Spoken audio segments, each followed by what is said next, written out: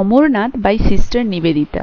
West Bengal council of higher secondary এডুকেশনের class 11-এর first সেমিস্টারে তোমাদের সিস্টার নিবেদিতার লেখা দুটি টেক্সট দেওয়া হয়েছে, যার মধ্যে দ্বিতীয়টি হলো এই অমরনাথ, যেটি আজ আমাদের আলোচ্য বিষয়। দেখো, সিস্টার নিবেদিতা যিনি কিনা জন্মেছিলেন, যার জন্মগত নাম ছিল মার্গারেট এলিজাবেথ নোবেল, তিনি জন্মেছিলেন 1867-এ এবং তার মৃত্যু হয় 1911-এ। এই সিস্টার নিবেদিতার সাথে স্বামী বিবেকানন্দের সাক্ষাৎ হয়েছিল লন্ডনে 1895-এ এবং সেই সময়ের পর থেকে তিনি তার শিষ্যা হিসেবে নিযুক্ত হন। বলা হয় স্বামী বিবেকানন্দ তাকে তার আধ্যাত্মিক কন্যা হিসেবে গ্রহণ করেন। তো এই যে আমাদের প্রেজেন্ট টেক্সট অমরনাথ, এটি সিস্টার নিবেদিতার লেখা একটি বই থেকে নেওয়া হয়েছে, যেটার নাম the master as I saw him, যেটা 1910 সালে পাবলিশড হয়েছিল। তাহলে 1910 সালে পাবলিশ হওয়া তার বই the master as I saw him থেকে আমাদের এই প্রেজেন্ট টেক্সট অমরনাথটি নেওয়া হয়েছে। এই অমরনাথে সিস্টার নিবেদিতা স্বামী বিবেকানন্দের সাথে তার অমরনাথ ভ্রমণের যে বর্ণনা, সেই সবকিছুই এই অমরনাথে রয়েছে। তো লাইন বাই লাইন টেক্সটে চলে যাই। কি বলেছে দেখো, it was in the course of an open air meal in the Mughal garden at Achabal. It was, এটা ছিল, in the course of an open air meal. In the course মানে টাইম, এই সময়টা ছিল অ্যান ওপেন এয়ার মিল, খোলা আকাশের তলায় বসে খাওয়া হচ্ছিল বা খোলা আকাশের তলায় বসে খাওয়ার সময় ছিল এটা। In the Mughal garden, Mughal গার্ডেনে অ্যাট আচ্ছাবল। আচ্ছাবল হচ্ছে প্রাকৃতিক সৌন্দর্যে ঘেরা একটা জায়গা, তো সেই জায়গার মোগল গার্ডেনে খোলা আকাশের তলায় বসে খাওয়ার সময় ছিল এটা। দ্যাট, যখন দ্য স্বামী সাডেনলি অ্যানাউন্স, স্বামীজি হঠাৎ করে অ্যানাউন্সড, বললেন বা ঘোষণা করলেন, that he would go to, যে তিনি যেতে চান অমরনাথ, অমরনাথে উইথ দ্য পিলগ্রিমস, তীর্থযাত্রীদের সাথে। তাহলে এটা আচ্ছাবলের সেই মোগল গার্ডেনে সবাই খোলা আকাশের তলায় বসে খাবার খাচ্ছিল, যখন হঠাৎ করেই স্বামীজি বললেন তিনি অমরনাথ যেতে চান তীর্থযাত্রীদের সাথে। এটা সেই সময়টার কথা।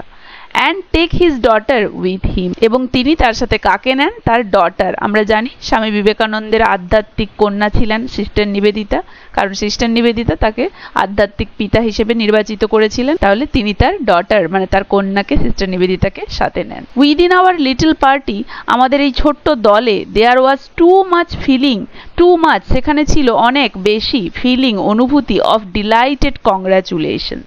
ডিলাইটেড কংগ্রাচুলেশনস মানে হচ্ছে ডিলাইটেড আনন্দমুখর, কংগ্রাচুলেশনস অভিনন্দন। তাহলে আমাদের ওই ছোট্ট দলে অনেক বেশি আনন্দমুখর অভিনন্দন ছিল।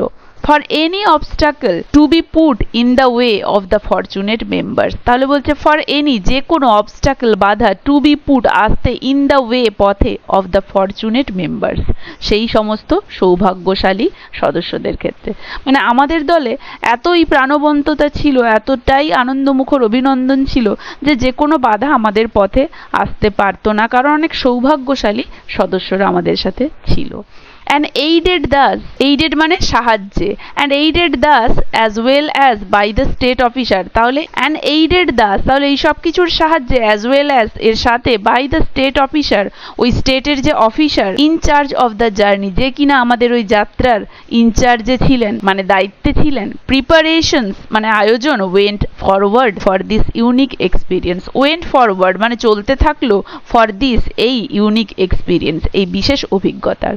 তাহলে এই সমস্ত কিছুর সাহায্যে এবং আমাদের সেই স্টেট অফিসার যে কিনা আমাদের এই যাত্রার দায়িত্বে ছিলেন, তার তত্ত্বাবধানে আমাদের যে জোগাড় যন্ত্র বা আয়োজন চলতে থাকলো এই বিশেষ অভিজ্ঞতার উদ্দেশ্যে। তাহলে আমরা একটা যাত্রায় যাচ্ছি, সেই বিশেষ অভিজ্ঞতার জন্য আমাদের আয়োজন বা আমাদের যে সমস্ত প্রিপারেশন সেগুলো চলতে থাকলো। কাশ্মীর সিমড, কাশ্মীরকে মনে হতো, ইন দোজ উইকস ওই সপ্তাহগুলোতে মানে ওই দিনগুলোতে, যেই দিনগুলোতে সবাই অমরনাথে যাত্রা করতো, to be full of pilgrims একদম তীর্থযাত্রীতে ভরা। উই লেফট আচ্ছাবল, আমরা আচ্ছাবল ত্যাগ করলাম মানে আচ্ছাবল ছেড়ে গেলাম। অ্যান্ড এবং রিটার্ন টু আওয়ার বোটস এবং আমাদের নৌকোতে ফিরে এলাম। অ্যাট ইসলামাবাদ, কোথায়? ইসলামাবাদে। ফর ফাইনাল অ্যারেঞ্জমেন্টস চূড়ান্ত প্রস্তুতির জন্য। অ্যান্ড এভরিহোয়ার এবং সর্বত্র। We saw the March of gathering host, সর্বত্র আমরা কি দেখলাম? দ্য মার্চ, মার্চ মানে যাত্রা, অফ গ্যাদারিং হোস্ট দলে দলে, হোস্ট মানে হচ্ছে জনগণ। তাহলে বলেছে আমরা সর্বত্র সেখানে দলে দলে যাত্রারত যে জনগণ মানে যারা সবাই দেখতে যাচ্ছে অমরনাথের গুহা, তাদেরকে দেখতে পেয়েছিলাম। ইট ওয়াজ অল ভেরি কোয়াইট, এটা ছিল সম্পূর্ণ শান্ত, অ্যান্ড অর্ডারলি এবং সুশৃঙ্খল, অ্যান্ড পিকচারেস্ক পিকচারাস মানে হচ্ছে ছবির মতো। ওই যে দলে দলে জনগণ যাচ্ছিল, সবাই একটা পথে যাত্রা করছিল, এই দৃশ্যটা পুরো শান্ত, সবাই চুপচাপ আস্তে করে হেঁটে চলে যাচ্ছে, যেন ব্যাপারটা দেখে মনে হচ্ছিল এটা ছিল খুবই শান্ত, সুশৃঙ্খল এবং ছবির মতো দেখতে লাগছিল। 2 or 3,000 people would encamp in a field, 2 বা 3,000 মানুষ would encamp মানে হচ্ছে তাঁবু ফেলা, in a field একটা জায়গার মধ্যে, মানে একটা খোলা জায়গার মধ্যে। ওখানে তো আর মাঠ থাকবে না, পাহাড়িয়া জায়গা, তাই বলেছে 2 থেকে 3,000 মানুষ একটা খোলা মাঠের মতো জায়গাতে তাঁবু ফেলে থাকতো। অ্যান্ড লিভ ইট বিফোর ডন, এবং সেই জায়গাটা ছেড়ে চলে যেত ভোর হওয়ার আগেই, মানে রাত্রিটুকু তারা বিশ্রাম নিত তাঁবু ফেলে কোনো খোলা জায়গাতে, তারপরে সকাল হওয়ার আগে, ভোর হওয়ার আগে, ডন মানে ভোরবেলা, ভোর হওয়ার আগেই তারা সেই জায়গাটা ছেড়ে চলে যেত। With no trace of their occupation, with no trace কোনো চিহ্ন থাকতো না, অফ দেয়ার তাদের অকুপেশন কাজকর্মের, মানে রাত্রে যে ওরা তাঁবু খাটি ওই জায়গাটায় ছিল সেটার কোনোই চিহ্ন থাকতো না। Save the ashes for their cooking fire, শুধুমাত্র সেভ সঞ্চিত বা সঞ্চয়, শুধুমাত্র কি থাকতো, দ্য অ্যাসেস সঞ্চিত থাকতো সেই ছাইগুলো, অফ দেয়ার তাদের কুকিং ফায়ার্স আগুনের, মানে তারা যে রান্না বান্না করে খেয়েছে শুধুমাত্র সেই রান্নার আগুনের ছাইগুলো ছাড়া ওখানে আর কোনো চিহ্ন থাকতো না। দে ক্যারিড আ বাজার উইথ দেম, তারা তাদের সাথে পুরো একটা বাজার যেন বহন করে নিয়ে চলতো।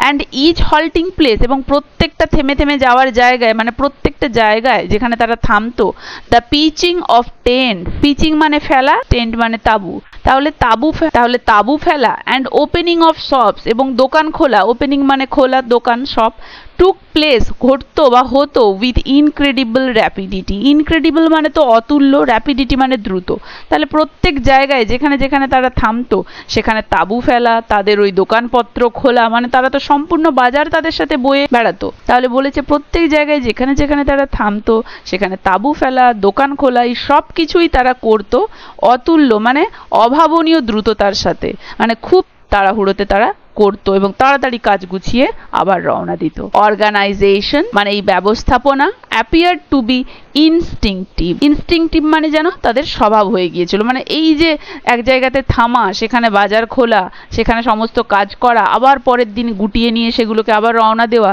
এই জিনিসটা এত তারা দ্রুততার সাথে করতো, এই সমস্ত ব্যবস্থাপনাটা দেখে মনে হতো যেন তাদের এটা স্বভাব হয়ে গেছে, তাদের এটা জন্মগতই, তারা অভ্যস্ত হয়ে গেছে এইসব করাতে। A broad street would run through the middle of one part of the camp, একটা চওড়া রাস্তা would run through চলে গেছে the middle of one part of the camp, সেই ক্যাম্পের একটা অংশের মাঝ দিয়ে। and here one could buy dried fruits, milk, dals and rice, এবং ওখানে মানে ওই যে চওড়া রাস্তা ওই তাঁবুগুলোর একটা পার্টের মাঝখান দিয়ে চলে গেছে, সেখানে বাজার বসতো এবং সেই বাজারে কি কি বিক্রি হতো, কি কি কিনতে পাওয়া যেত, সেই বাজারে একজন কিনতে পারতো ড্রাই ফ্রুটস, মিল্ক, ডাল এবং rice. The tents of the tahsildar, ওই তহসিলদারের যে টেন্ট, তহসিলদার মানে হচ্ছে যারা ট্যাক্স লেনদেন করে, উইথ দ্যাট অফ দ্য স্বামী on one side and my own on the other was generally placed near some advantageous spot for the lighting of the evening fire, and thus his neighborhood tended to form a social center. তো বলেছে the tent of the তহসিলদার, সেই তহসিলদারের যে তাঁবু, with that of the স্বামী on one side, যে এক সাইডে তার ছিল স্বামীজির টেন্ট এবং অন্য সাইডে and my own on the other, এবং অন্য সাইডে ছিল আমার, মানে তহসিলদারের টেন্টের একদিকে ছিল স্বামীজির তাঁবু, অন্যদিকে ছিল সিস্টার নিবেদিতার তাঁবু, মাই বলেছে। was generally placed, এবং এটা was generally placed ছিল, জেনারেলি প্লেসড মানে সাধারণত এটা ছিল, নিয়ার সাম অ্যাডভান্টেজেস স্পট, মানে ওই যে তহসিলদারের তাঁবুটা সাধারণত এমন একটা জায়গায় ছিল যেটা কিনা বেশ সুবিধাজনক জায়গা, নিয়ার কাছাকাছি, সাম অ্যাডভান্টেজেস স্পট একটা সুবিধাজনক জায়গার কাছাকাছি ছিল তার তাঁবুটা, মানে তার তাঁবুটা তো স্বামীজি সিস্টার নিবেদিতা এই দুজনের তাঁবুর মাঝে ছিল এবং তার তাঁবুর ওই প্লেসমেন্টটা একটা সুবিধাজনক জায়গার কাছাকাছি ছিল। ফর যে জন্যে lightning of the evening fire, কারণ তার ওই তাঁবুতে সন্ধেবেলা হয়ে গেলে যে আগুন জ্বালা হতো সেই আগুনের লাইটটা তার তাঁবু পর্যন্ত দেখা যেত বা সেই লাইটটা পৌঁছতো, সন্ধ্যের আগুনের লাইট সেখানে পৌঁছতো। And thus his neighbourhood tended to form a social centre, এবং তাই হিজ নেইবারহুড তার প্রতিবেশী tended to form a social centre যেন তৈরি করতো সেটাকে একটা সমাজের কেন্দ্রবিন্দু। মানে ওই যে তাঁবু খাটানো হতো চারিদিকে, সেই তাঁবুগুলোর একটা অংশের মাঝখান দিয়ে একটা চওড়া রাস্তা চলে গিয়েছিল। সেই চওড়া রাস্তাতে বিভিন্ন দোকান খুলে ওরা বসতো, কেউ কিনতে পারতো ওখানে মিল্ক, ডাল, রাইস, ড্রাই ফ্রুট। এবং ওই তহসিলদার যে ট্যাক্স কালেক্টর, তার তাঁবুটা স্বামীজি এবং সিস্টার নিবেদিতার মাঝে ছিল, এবং ওর তাঁবুটা একটা সুবিধাজনক জায়গার কাছাকাছি ছিল, যেই জায়গায় সন্ধেবেলায় আগুন জ্বালানো হলে সেই আগুনের লাইটটা পৌঁছতো এবং তার আশেপাশের প্রতিবেশী মিলে যেন একটা সামাজিক কেন্দ্রবিন্দু করে তুলত। আজ তাহলে এতদূর পর্যন্ত, আশা করি এতদূর পর্যন্ত সবাই বুঝতে পেরেছো, কারো কোথাও অসুবিধে নেই। টেক্সটটা সবাই মন দিয়ে পড়বে, এটা গতানুগতিক গল্প নয়, এটা একটা বাস্তব ডেসক্রিপশন। মন দিয়ে না পড়লে বুঝতে অসুবিধা হবে। ভিডিওটা কেমন লাগলো জানাবে, ভালো লাগলে একটা লাইক আর শেয়ার করে দেবে। আর যারা যারা আমার চ্যানেলটা সাবস্ক্রাইব করনি এখনো, কাইন্ডলি আমার চ্যানেলটা সাবস্ক্রাইব করে দেবে। এর পরবর্তী অংশটা থাকছে পরের ভিডিওতে।